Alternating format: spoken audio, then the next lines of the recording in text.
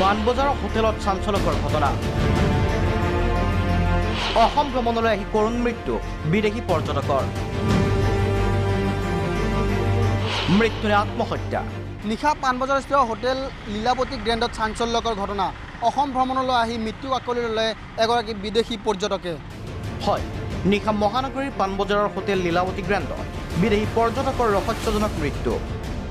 হোটেলৰ তৃতীয় মহলাৰ পৰা পৰি কৰুণ মৃত্যুক আগুৱালি ল'লে অসম ভ্ৰমণৰ পৰা অহা অষ্ট্ৰেলিয়ান এইজন পৰ্যটকে নাম উইলিয়াম মাৰিনুৰ ৬৮ বছৰীয়া এইগৰাকী উইলিয়ামে ৫৩০